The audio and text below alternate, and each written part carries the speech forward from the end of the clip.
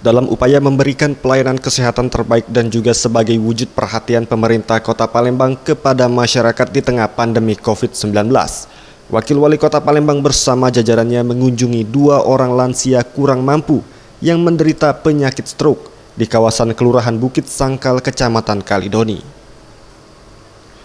Wakil Wali Kota Palembang Fitriyanti Agustinda menyampaikan, jika kunjungan ini dilakukan berdasarkan laporan masyarakat, dan dari kunjungan tersebut didapati jika warga atas nama Nurmila yang berusia sekitar 60 tahun mengalami lumpuh total, bahkan sulit berkomunikasi. Sama halnya Samsul, warga RT 25 Kelurahan Bukit Sangkal juga mengalami stroke, namun masih dapat berkomunikasi.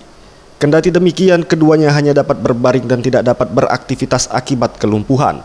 Pemkot Palembang berjanji akan mengupayakan pelayanan kesehatan yang terbaik dan memberikan Kartu Indonesia Sehat sebagai bentuk keseriusan. Itu Kartu Indonesia Sehat yang memang semuanya ditanggung oleh pemerintah. Jadi sekali lagi saya memberitahukan kepada masyarakat Kota Palembang, kalaupun seandainya BPJS mandirinya memang mengalami kesulitan dan ada tunggakan, itu tidak menghambat untuk masyarakat mendapatkan pelayanan kesehatan dan juga tidak menghambat masyarakat untuk mendapatkan BPJS kesehatan berupa Kartu Indonesia Sehat yang murni ditanggung oleh pemerintah. Selain memberikan kis, Wakil Wali Kota Palembang juga menyerahkan bantuan sejumlah dana kepada kedua warga yang sakit, serta mengkoordinasikan pihak puskesmas untuk rutin memberikan perawatan.